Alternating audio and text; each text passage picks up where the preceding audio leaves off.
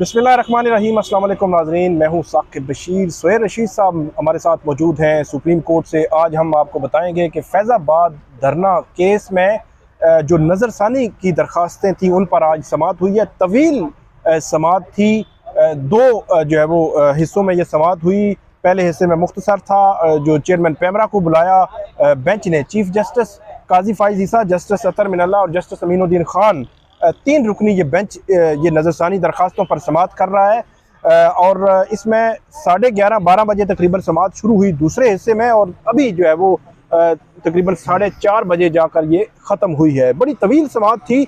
सुहेल रशीद साहब ने मुकम्मल जो है वो समाअत अटेंड की है। 2-3 हिस्सों में हम उनसे पूछेंगे, क्योंकि आज जो चेयरमैन पैमरा थे उनको बहुत मुश्किल का सामना जो है वो करना पड़ा। बहुत सवालात उठाए, बहुत बेइज्जत किया उनको।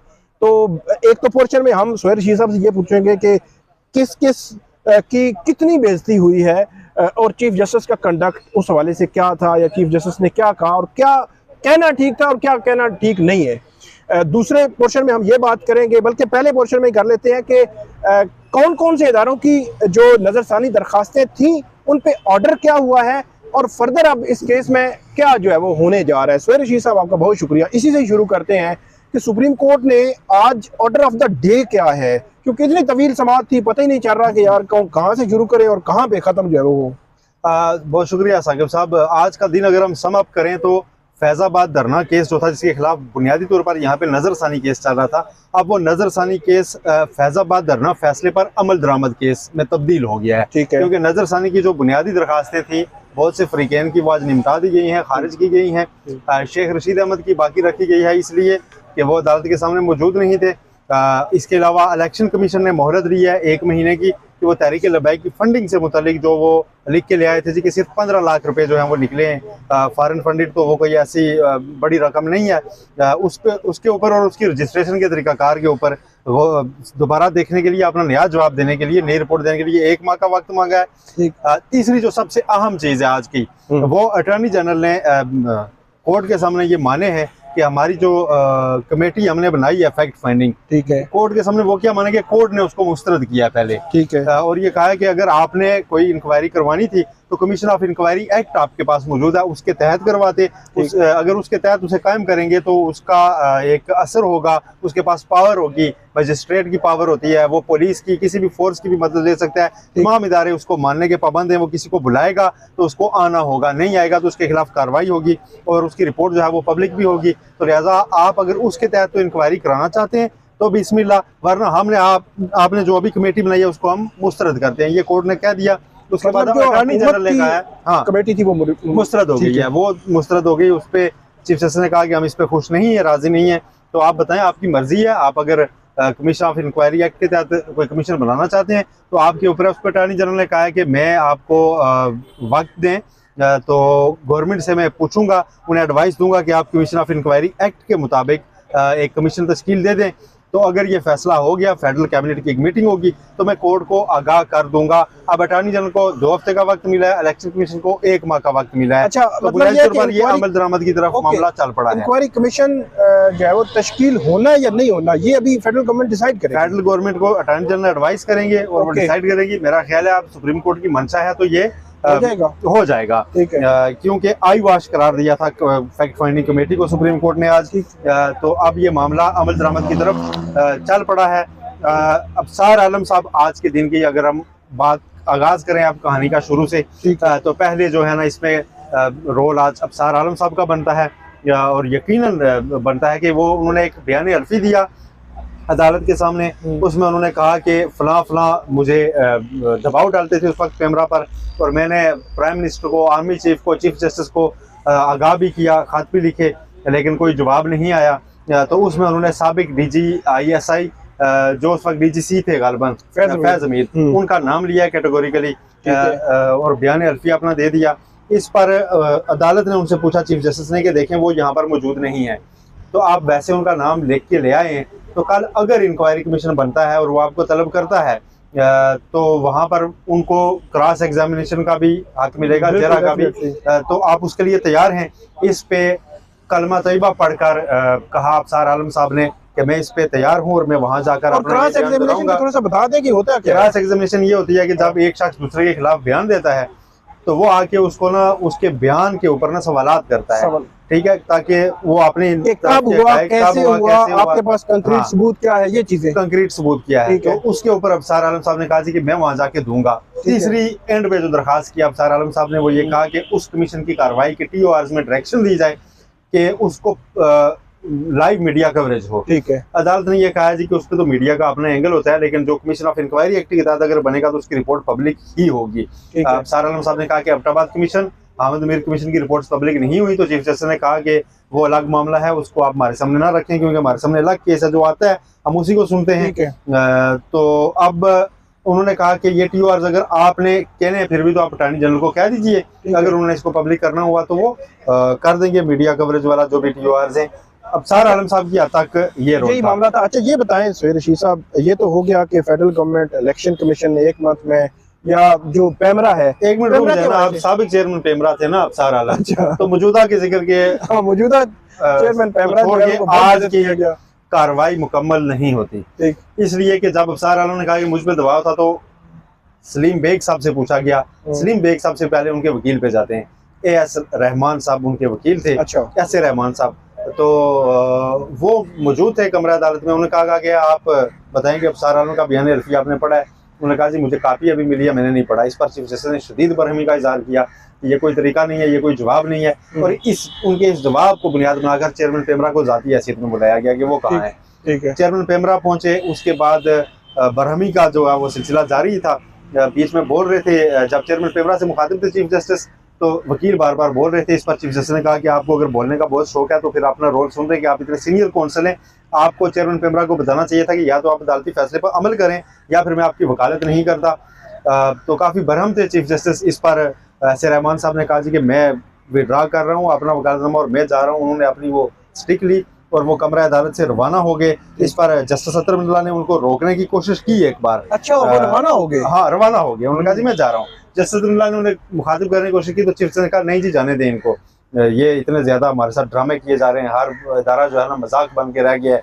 उसके बाद थोड़ा सा सख्त नहीं हो गया? बहुत ज्यादा सख्त हो गया मामला। वो सीनियर कौंसल थे, खैर वो चले गए। उसके बाद असल सख्ती तो आई चेयरमैन पैमरा की, जो अब रोस्टम पे अकेले बच गए। ठीक है। उनसे पूछा गया कि आप बताएं जी कि आपने नजरसानी की दरखास्त क्यों दायर की? सलीम बेग साहब ने कहा जी कि हमने फैसला किया था कि नजरसानी की दरखास्त हम दायर करें। उन्होंने कहा जी फैसला किधर है, किससे किया था? उन्होंने कहा जी हमने पूरे मेंबर्स ने एक मुशावरे से डिसीजन लिया। उन्हें फिर पैमरा लॉ की सेक्शन 5 पढ़ाई गई कि वो जी तहरीरी होता है फैसला, तो आप बताएं कहाँ है? उन्होंने कहा जी तहरीरी नहीं लिया, ज़बर लिया है। उन्हें फिर देखा गया कि जो साइन हुए थे पिटीशन पे, पिटीशन खोली चीफ जस्टिस ने नजरसानी की, उस पे ना सलीम बेग साहब की अपनी स्टैंप लगी हुई थी। बेग नहीं था उसमें, मोहम्मद सलीम था लिखा हुआ। अपनी स्टैंप लगी हुई थी। वो बेग भी फिर ऑर्डर शीट से कटाया चीफ जस्टिस ने। बेग आपका नाम बेग है या नहीं है? तो उन्होंने कहा जी आपने अपनी पावर इस्तेमाल करते हुए कैसे मंजूरी दी? आप कह रहे थे कि मैंने मुशावरा। उन्होंने कहा जी वो जुबानी नहीं थी। उन्होंने कहा अच्छा फिर बताएं आपको किसने कहा था नजरसानी दायर करें? हाँ, उन्होंने कहा जी अफसार आलम साहब तो कह रहे हैं दबाव। उन्होंने कहा जी अफसार आलम साहब जो कह रहे हैं वो इनके साथ हुआ होगा, मेरे साथ ऐसा कभी नहीं हुआ।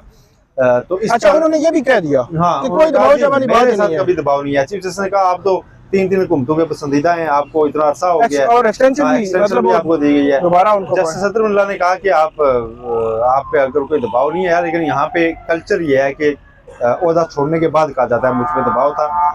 और जस्टिस अतर मिल्ला ने यह भी कहा कि उस वक्त वज़ीर-ए-आज़म नवाज शरीफ, फिर शायद खाकान अब्बासी, इन सब के नोटिस में ये चीज़ें अफसार आलम ला रहे थे, उन्होंने भी कोई जवाब नहीं दिया। असल अलमिया ये है, इस पे नोटिस होना चाहिए था और इस चीज़ को देखा जाना चाहिए था। लेकिन चीफ जस्टिस काजी फायद साहब ने कहा कि प्राइम मिनिस्टर कोई पुलिस वाला नहीं होता कि उस पर कार्रवाई ले। आपको अगर मसला था तो आप FIR करवाते, आप नॉमिनेट करते कि कौन बंदा था। तो अफसार आलम साहब ने कहा कि मैंने कॉल भी रिकॉर्ड की। चीफ जस्टिस भी ना होने वाली बात कर रहे हैं कि FIR कर, बहुत आइडियल सिचुएशन की बात कर रहे हैं ना कि जैसे वहाँ पे FIR हो जाए। अच्छा, सलीम बेग साहब के ऊपर ना जनाब कोई 2 से 2.5 घंटे का ये प्रोसेस था फर्स्ट सेशन में, जिसमें उनको कहा गया कि जनाब आप बताएंगे, मतलब फोकस पॉइंट ये था कि किसके कहने पर आपने नजरसानी दायर की। उन्होंने कहा जी कि मैंने खुद की। फिर उन्होंने कहा जी कि मुझसे गलती हो गई, माफ कर दें, मुझे नजरसानी में नहीं आना। उन्होंने कहा नहीं आप बताएंगे ये महज इत्तेफाक था कि 8-9 लोगों ने एक ही साथ कहा कि हम नजरसानी में जाएंगे और पेमरा में आप अपनी पावर से आ रहे हैं,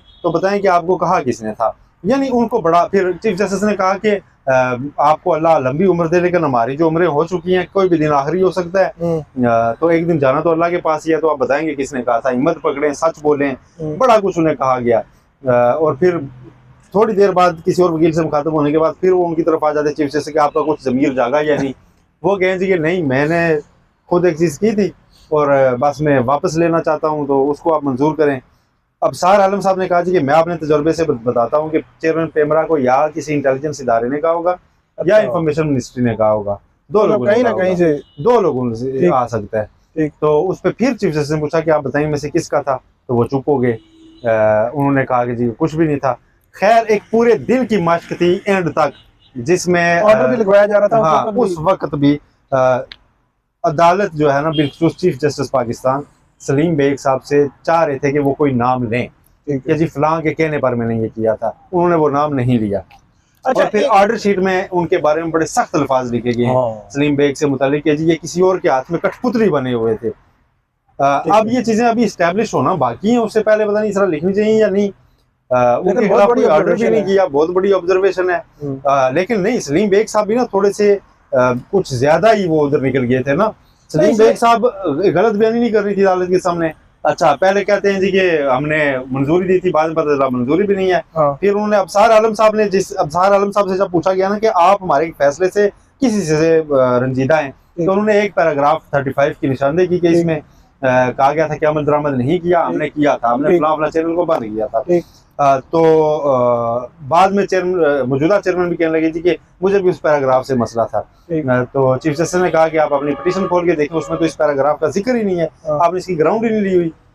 तो अब आप बताएं, अब बता देंगे किसने कहा था आपको पिटीशन लेने का। खैर उन्होंने नहीं कहा और उनके बारे में हुक्मनामे में ये लिख दिया गया कि एक कठपुतली का रोल किया। और साथ कोर्ट ने यह कहा है कि उस वक्त कैंट एरियाज में जिन चैनल्स की नशरियात रोकी जा रही थी, तो पेमरा अब 5 साल हो चुके हैं बताए, वो केबल ऑपरेटर्स होते हैं। तो केबल ऑपरेटर्स अगर नशरियात बंद कर रहे थे तो उनके खिलाफ क्या कार्रवाई की, पेमरा ने कौन सी प्रोसीडिंग इनिशिएट की, वो बताया जाए। ठीक है, अब इलेक्शन कमीशन से ये पूछा जाएगा कि जनाब आप ये बताएं कि टीएलपी जो फंडिंग का मामला है 15 लाख रुपए की, ठीक है जी। अच्छा, वो मामला एक तरफ और भी चल पड़ा था। अच्छा, वो मुझे लगा कि आप जो है ना फंडिंग केस पूरे मुल्क में फिर जिंदा हो जाएगा। जस्टिस अजहरुल्लाह ने फौरी रिमार्क किए कि अगर कोई पर्सनली इनफरादी हैसियत में कोई अगर फंड करता है बाहर से, तो उसका कोई पाबंदी नहीं है। हाँ, उसमें कोई पाबंदी नहीं है। कुछ फिर अटॉर्नी जनरल ने ये इसको सेकंड किया, उन्होंने कहा जी अगर कोई बाहर की गवर्नमेंट या कोई कंपनी अगर करे तो वो ममनू में आती है। फिर जस्टिस अतरुल्लाह ने क्या किया, और वो भी जब्त होगी, मतलब उसका कॉन्सिक्वेंस भी बताया है। साथ ये भी कहा कि हर साल आपने करनी होती है तो ये तो रूटीन में किया करें। फिर उसकी रजिस्ट्रेशन का मामला आया कि वो पॉलिटिकल पार्टी के तौर पर एक ही राज्य में रजिस्टर हुई और एक ऐसे शख्स के नाम पे हुई जो कि यूएई में रहता है, तो उसका क्या कंसर्न था। अच्छा, ताहिरुल कादरी साहब जिनका फैजाबाद धरने से तो कुछ लेना देना नहीं, लेकिन धरनों के लिए शोहरत रखते हैं, आज का दिन उनके भी नाम काफी हद तक रहा है, उनका जिक्र बड़ा होगा। चीफ जस्टिस ने पूछा कि वो जो कनाडा से आए थे साहब, वो टिकट अपनी लेके आए थे या किसी ने दिलाई थी, उनको कौन लाया था, और क्या कनाडा में भी ये हो सकता है कि यहाँ से जाके वहाँ कोई फसाद मचाए और वापस पाकिस्तान आ जाए। फिर उन्होंने कहा कि आप कनाडा से सबक क्यों नहीं सीखते कि उनकी ज़मीन पे एक गैर मुल्की शहरी था, उसका कत्ल हुआ और उन्होंने उसके लिए भारत जैसे बड़े मुल्क से टक्कर ले लिया है। तो क्या ये सिर्फ कनाडा में रहने वालों को हक हासिल है कि वो यहाँ आके फसाद फसा के चले जाएं? ये भी उनसे पूछा गया। अच्छा, सुहेल रशीद साहब, खादम रिजवी साहब के हवाले से भी कुछ था कि ये नाम आपने उनका इतना मौजूद तरीके से नाम क्यों लिया? इलेक्शन कमीशन के वकील ने जब हाफिज खादम रिजवी कहा ना, तो उन्होंने कहा जी आप आईनी इदारा हैं। चीफ जस्टिस ने कहा आप आईनी इदारा है, अपने हाफिज क्यों कह रहे हैं, आप उनके लिए इतना एहतराम से पेश आ रहे हैं। आज इलेक्शन कमीशन के वकील पर तो तहरीक लब्बैक का वकील होने का भी लगा है। अच्छा, चीफ जस्टिस ने कहा कि आप सारा दिन यूं लग रहा था, अगर आप बताते ना कि आप इलेक्शन कमीशन से हैं तो मैं समझता कि आप जो है ना तहरीक लब्बैक के वकील हैं, क्योंकि आज आपने उनका पूरी तरह से दिफा किया और आज आप किसी और की वकालत कर रहे थे, आप इलेक्शन कमीशन की वकालत नहीं कर रहे थे। ये वो सारी जो है ना मुख्तलिफ उनके बारे में थी। शेख रशीद अहमद जिनका हम पिछले विभाग में पिछली समात में जिक्र किया था कि उनका पूछा नहीं गया, आज उनका पूछा गया है। एडवोकेट ऑन रिकॉर्ड पेश हुए थे और उन्होंने कहा जी कि शेख रशीद से मेरा राब्ता नहीं हो रहा, लेकिन नजरसानी दरखास्त वापस लेना चाहते हैं। ठीक है, तो ये कहा कि चले गए थे। चीफ जस्टिस ने वापस बुलाया कि जरा वापस आइए, शेख रशीद कहाँ हैं? क्या वो जेल में है? अच्छा। तो उन्होंने कहा जी कि अटॉर्नी जनरल बोले कि नहीं वो तो टीवी पे आ रहे हैं। तो जस्टिस असदुल्ला ने कहा कि वो तो कह चुके हैं कि मैं चिल्ले से वापस आ गया हूँ। तो चीफ जस्टिस ने कहा कि पता करें, आप तो बड़ी मुतजाद बात कर रहे हैं कि उनसे आपका राब्ता भी नहीं है और आप कह रहे हैं वापस भी लेनी है। तो हिदायत किसने दी? उन्होंने कहा जी अमानुल्लाह कंडरानी ने हिदायत दी है। चीफ जस्टिस ने कहा वो तो मिनिस्टर है, वो आपको हिदायत दे ही नहीं सकते। तो आप एडवोकेट ऑन रिकॉर्ड हो गया ऐसी बात कर रहे हैं, आपका हम लाइसेंस क्यों ना कैंसिल कर दें? वो बात उस तरफ चल पड़ी, उन पे भी बरहमी का इजहार हुआ। तो बरहमी जो है ना आज पूरा दिन प्रिवेल करती रही है पेमरा पे, चेयरमैन पेमरा पे, इलेक्शन कमीशन के वकील पे, डॉक्टर ताहिरुल कादरी पे, ऐसे रहमान साहब जो वकील थे वो तो चले गए कोर्ट रूम से। तो ये सारी प्रोसीडिंग थी, लेकिन एंड रिजल्ट ये हुआ कि अब पीटीआई की नजरसानी की दरखास्त, वजारत दिफा की नजरसानी की दरखास्त, तहरीक उसकी क्या नाम है IB की नजरसानी की दरखास्त, MQM की नजरसानी की दरखास्त, ये जो हैं ये खारिज कर दी गई हैं। तहरीक लबाई के एक कैंडिडेट हैं पिंडी से तैमूर वहीद मलिक, वो एडवोकेट भी हैं। तो वो पर्सनल हैसियत में आए थे जी कि कारकुनों के बारे में बड़ी ऑब्जर्वेशंस हैं। तो पिछली समाज पे कोर्ट ने कहा कि किसी को कुछ कहना है तो कहे, तो मैं कहना चाहता हूँ कि आपने तो चीफ जस्टिस ने कहा कि आप से मुतल्लिक हम वजाहत कर देंगे कि कोई ऑब्जर्वेशंस नहीं है। तो लेकिन उनकी जो पिटिशन है उसको उन्होंने कहा थी कि आप जिस तरह की दरख्वास्त लाए हैं ये एक काइंड ऑफ नजरसानी है, तो इसको डिसमिस किया जाता है। उनकी भी डिसमिस की गई है। जस्टिस अजहरुल्लाह ने कहा कि अगर खुद नजरसानी में नहीं आते तो इनडायरेक्टली भी नहीं आने की कोशिश करनी चाहिए। उनकी भी खारिज हो गई है। एक शख्स को रिलीफ भी मिला नजरसानी में, एजाजुल हक साहब रंजीदा थे कि जो फैजाबाद धरना केस में ISI रिपोर्ट का हवाला दे के कहा गया कि जी मैंने धरने को सपोर्ट की, तो मैंने धरने को सपोर्ट नहीं की। इस पे उन्हें कहा गया था कि आप बयान अलफी दें, उन्होंने बयान अलफी जमा करवा दिया कि रिपोर्ट गलत है। तो कोर्ट ने करार दिया है कि उनका बयान अलफी जो है उस पर यकीन ना करने की कोई वजह नहीं है, लिहाजा जो ISI की रिपोर्ट थी उनसे मुतल्लिक वो उनके खिलाफ कहीं भी इस्तेमाल नहीं हो सकी। तो बाकी दरखास्तें खारिज हुई हैं, उनकी दरखास्त बंदा है उसको जो है रिलीफ मिल गया, उनकी दरखास्त निपटाई गई है नजरसानी की। और उनके बारे से क्या कहा? हाँ, उनके वकील जब रोस्टम पे आए तो चीफ जस्टिस ने पूछा कि आपके क्लाइंट के जो फादर हैं वो आर्मी चीफ थे, तो उन्होंने कहा जी आर्मी चीफ और सदर पाकिस्तान थे। अच्छा। तो चीफ जस्टिस ने कहा जी सदर ना कहें, सदर मैं नहीं मानता, आपने कहना तो कहते रहे। तो उन्होंने कहा जी आईने पाकिस्तान में लिखा है। तो अटॉर्नी जनरल ने भी मुस्कुराते हुए कहा कि ऐसा है शातन। अच्छा। तो चीफ जस्टिस ने कहा कि ये तेरे इकलौते शख्स है जिनका नाम आइन में आ गया है, तो मैं उनको सदर नहीं मानता। लेकिन आप बताएं कि आर्मी चीफ के बेटा होते हुए आप कह रहे हैं कि ISI की रिपोर्ट आपके बारे में ठीक नहीं है। तो उन्होंने कहा जी मैं ऐसा ही कह रहा हूँ कि मैंने नहीं ऐसा कुछ किया। तो खैर उनकी फिर मान ली गई। MQM की तो प्रेस ही नहीं की गई तो वो खारिज हो गई। ठीक है। PTI की भी PTI की कोई बेइज्जती नहीं हुई भाई साहब। अच्छा, पूरे PTI के खिलाफ कोई ऑब्जर्वेशन तक मौजूद नहीं थी। बैरिस्टर अली जफर का एक दफा आगे कहना ही काफी समझ आ गया कि जी हम वापस लेना चाहते हैं, और अटॉर्नी जनरल ने कहा हमें इस पर कोई एतराज नहीं है, वापस करने दें। वो भी वापस हो गई है। मेन वजारत दिफा की जो थी वो भी खारिज हो गई है आदम पैरवी पे नहीं, वापस नहीं जाने की। ठीक है। अब मुद्दा सिर्फ इतना रह गया है कि पेमरा शायद एक फ्रेश रिपोर्ट देगा कि उन लोगों के खिलाफ कोई कार्रवाई हुई थी या नहीं, और इलेक्शन कमीशन जो है रिकंसिडर करेगा और उसमें शायद फ्रेश अमल दरामद रिपोर्ट के साथ है, क्योंकि पहले उन्होंने खारिज कर दिया। और हुकूमत जो है सबसे बड़ा ये कि हुकूमत अब कमीशन ऑफ इंक्वायरी एक्ट के तहत एक इंक्वायरी कमीशन का क़याम अमल में लाएगी और उससे सुप्रीम कोर्ट को आगाह करेगी कि हमने ये कमीशन बना दिया है जो कि इस मामले पे पूरी कार्रवाई करेगा और अपनी रिपोर्ट पेश करेगा जो कि पब्लिक होगी। कमीशन ऑफ इंक्वायरी एक्ट के मुताबिक जो इंक्वायरी करवाई जाती है वो जैसे शुगर इंक्वायरी कराई थी इमरान खान साहब ने अपने दौर में, पेट्रोलियम की एक करवाई थी, तो उसमें ये होता है कि रिपोर्ट फिर पब्लिक हुआ करती है। कार्रवाई तो नहीं लेकिन बाद में रिपोर्ट जो है उसकी सामने आ जाती है, लेकिन उस रिपोर्ट की बुनियाद पर फिर किसी के खिलाफ एक्शन क्या लिया जाता है वो भी देखना है, और उस रिपोर्ट में क्या सारों को एक्सनरेट कर दिया जाता है या किसी को, क्योंकि आज सुबह चीफ जस्टिस ने ये अटॉर्नी जनरल से कहा कि आप बाजार यूँ लग रहा है कि इतने TORs फैला के ना आप सारों को एक्सनरेट करने जा रहे हैं, आप सारों को बरी करना चाहते हैं कि किसी ने कुछ नहीं किया था। तो बड़ा स्पेसिफिकली फोकस रहेंगे उस इंसिडेंट से मुतालिक क्या क्या हुआ था। बनेंगे नहीं, अब उसमें कमीशन काम करेगा जाहिर है, और 15 नवंबर को नेक्स्ट समात है, और कल उससे पहले अहम समात जो है इलेक्शन की है। बहुत शुक्रिया सुहेल रशीद साहब ने बड़ी तफसील के साथ बताया कि आज फैजाबाद धरना केस में जो नजरसानी की दरखास्तें हैं उनमें क्या हुआ है, मुकम्मल अहवाल कि आज कब कब किस किस पर बरहमी का इजहार किया और ऑर्डर जो है वो क्या हुए हैं। कल जो अपडेट होगी वो भी हम आपके सामने रखेंगे। आप हमें फीडबैक जरूर दीजिएगा। अल्लाह हाफिज़।